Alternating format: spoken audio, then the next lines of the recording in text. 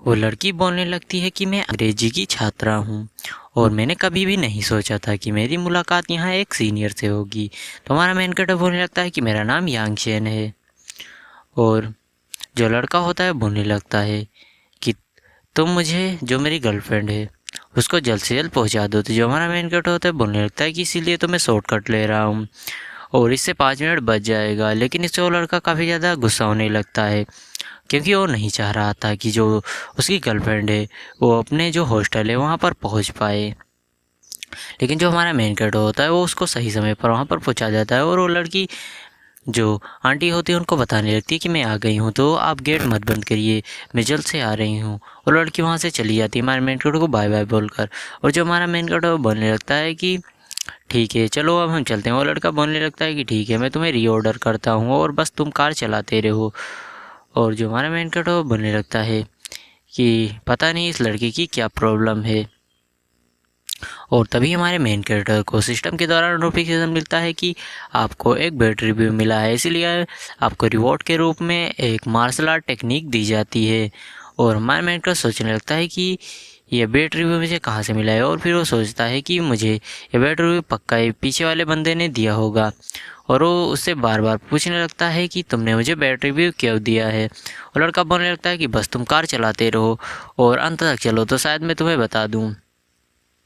और लड़का जो होता है वो सभी आदमियों से किसी से बोलता है कि कम ऑन बॉयज तैयार हो जाओ। और तभी कई सारे लड़के आकर हमारे मेन कैरेक्टर को घेर लेते हैं। और जो हमारा मेन कैरेक्टर बोलने लगता है कि तुम ये सब क्यों कर रहे हो। वो लड़का बोलने लगता है कि मैंने उस लड़की को दिन भर अपने पैसों से खिलाया पिलाया, मैं उसे होटल में ले जाकर उसके साथ घपाघप करना चाहता था, लेकिन तुम्हारी वजह से तुमने उसे जल्द हॉस्टल पहुंचा दिया, इसलिए मेरा टाइम और एनर्जी पैसा सभी वेस्ट हो गया। जो हमारा मेन को कंफ्यूज हो जाता है और बोलने लगता है कि तुमने तो कहा था कि उसको हॉस्टल टाइम पर पहुंचाना है। जो लड़का होता है बोलने लगता है कि बकवास करना बंद करो और आज मैं तुमको क्रश करके रख दूंगा। और वो हमारे मेन कैरेक्टर को बोलने लगता है कि तुम कार से बाहर निकलो। और जो हमारा मेन कैरेक्टर है वो बोलने लगता है कि चलो ठीक है मैं अब कार से बाहर आता हूँ। और वो हमारा मेन कैरेक्टर कार से बाहर आ जाता है। और जो लड़का उधर बोलने लगता है कि तुम्हारे अंदर कुछ तो हिम्मत है कि तुम कार से बाहर आ गए। और हमारे मेन कैरेक्टर पर वो लोग अटैक करने जा रहे हो, लेकिन हमारा मेन कैरेक्टर उनको रोकता है और कहता है कि रुको रुको। तो वो लोग बोलते हैं कि क्या हुआ। तो जो हमारा मेन कैरेक्टर बोलने लगता है, वो लड़का जो होता है बोलने लगता है कि चलो ठीक है मैं तुम्हें छोड़ दूंगा, लेकिन उससे पहले मेरे घुटने पे आओ और मुझसे माफ़ी मांगो। तो जो हमारा मेन कैरेक्टर सीसीटीवी की तरफ इशारा करते हुए बोलने लगता है कि यहाँ पर सीसीटीवी कैमरा है, अगर तुम लोग यहाँ पर मुझसे लड़ाई करोगे तो पुलिस पक्का ही तुम लोगों को पहचान लेगी और ये तुम लोग तो बिल्कुल भी नहीं चाहोगे। तो लड़का बोलने लगता है कि चलो ठीक है, लगता है कि तुमने अपनी किस्मत को एक्सेप्ट कर लिया है। और लोग अंधेरे की तरफ जाने लगते हैं। और फिर जो अंधेरे से आवाज़ जाने लगती है, नहीं नहीं मुंह में मत दो, मुंह में दो, अबे मुंह में मत दो, वहाँ मत मारो, अरे भाई आराम से, होले होले होले होले, आराम से भाई, मुंह में मत दो। ऐसे ही आवाज़ें आ रही होती हैं उस जगह से। और फिर हमें अंधेरे के अंदर का सीन दिखाया जाता है जहाँ हमारे मेन कैरेक्टर ने उन लोगों की कह के ले ली होती है। और जो वो गुंडे होते हैं वो बोलने लगते हैं कि यू बास्टर्ड कमीना आदमी, तुमने किस आदमी से पंगा लिया कि जो उतना ज़्यादा स्ट्रॉन्ग है, उसने तो मुझे कुछ करने भी नहीं दिया, दे मुक्के पे मुक्के मारे जा रहा था। और वो लोग बोलने लगते हैं कि तुम्हें हमारे हॉस्पिटल के बिल को चुकाना पड़ेगा। और वो लड़का बोलने लगता है कि मुझे क्या पता था कि वो एक मार्शल आर्टिस्ट मास्टर है। और हमारा मेन कैरेक्टर फिर अपने गाड़ी के पास आ जाता है और उन लोगों से उस बंदा होता है जो लड़का उसे बोलने लगता है कि हे इधर आओ। तो जो लड़का होता है बोलने लगता है कि नहीं नहीं मैं तुम्हारे पास नहीं आ जाऊँगा, तुमने ऑलरेडी मुझे बहुत ज़्यादा पीटा है। तो जो हमारा मेन कैरेक्टर है वो बोलने लगता है कि मैं तुम्हें पीटूंगा नहीं, तुम जल्दी से मेरे पास आओ, मुझे तुमसे कुछ बात करनी है। और फिर हमारा मेन कैरेक्टर उसको पकड़ते हुए बोलने लगता है कि तुमने जो बैड रिव्यू दिया है उसे जल्दी से सही कर लो, ये मेरी नई कार का पहला ऑर्डर था। वो बोलने लगता है कि हाँ ठीक है मैं उसे अभी सही करता हूँ। और हमारा मेन कैरेक्टर वहाँ से निकल जाता है। और तभी उसको उस लड़की के कॉल आता है और बोलने लगती है कि क्या आपने मेरे बॉयफ्रेंड को छोड़ दिया। तो जो हमारा मेन कैरेक्टर बोलने लगता है कि मैंने तुम्हारे बॉयफ्रेंड को नहीं छोड़ा, बल्कि उसने मुझे कुछ गुंडे बुलाकर पीटने की कोशिश की तो मैंने उसे पीट दिया है। और मैं तुम्हें एक सलाह देना चाहता हूँ कि तुम उस लड़के को छोड़ दो, वो बिल्कुल भी अच्छा आदमी नहीं है। और तभी उस लड़के को फ़ोन आता है उसकी गर्लफ्रेंड का और उसकी जो गर्लफ्रेंड होती है वो बोलने लगती है कि तुमने सीनियर के साथ झगड़ा क्यों किया और तुमने उन्हें उसे मारने की कोशिश क्यों की। तो लड़का बोलने लगता है कि तुम्हें क्या लगता है, तुम उस लड़के से अभी मिली हो और तुम मेरे सामने उसको उसके साथ फ्लर्ट कर रही थी, तुम्हें क्या लगता है कि मुझे कैसा फील हो रहा होगा। वो लड़की बोलने लगती है कि यार तुम पागल हो। और जो लड़का होता है बोलने लगता है कि ठीक है, अब मैं उस लड़के को तो बैड रिव्यू दूंगा ही, देखता हूँ कि वो मेरा क्या कर लेगा। और हमारे मेन को तो बैड रिव्यू दे देता है। और तभी हमारे मेन को सिस्टम द्वारा नोटिफिकेशन मिलता है कि आपको एक बैड रिव्यू मिला है और आपकी शारीरिक शक्ति और आपका माइंड की पावर को बढ़ा दिया जाता है। और जब आप एक अच्छी कंडीशन में होंगे तो आप सिस्टम को ऑर्डर देकर इस प्रोसेस को शुरू कर सकते हैं।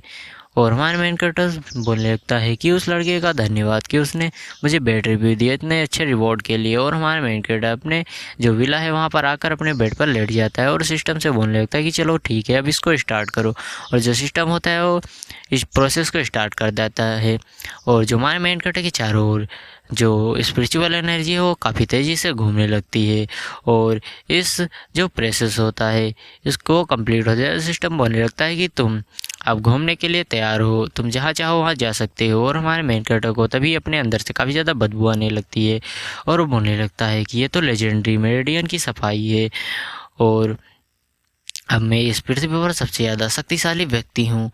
और फिर हमें दूसरे दिन का सीन दिखाया जाता है जहाँ जो हमारे मेन कैरेक्टर रनिंग कर कर आ रहा होता है और उस तरह से जो विला नंबर 8 की मालकिन मिस्टर जू भी आ जाती हैं और बोलने लगती है कि हेलो मिस जू, आप कैसी हैं। तो जो मिस जू होती हैं बोलने लगती है कि मैं ठीक हूँ, आप पक्का ही विला नंबर 1 के मालिक यांग चेन होंगे। तो हमारे मेरे बोलने लगता है कि हाँ, आपके लिए आपका जो गिफ्ट था उसके लिए धन्यवाद, आपका गिफ्ट मुझे काफ़ी ज़्यादा पसंद आया।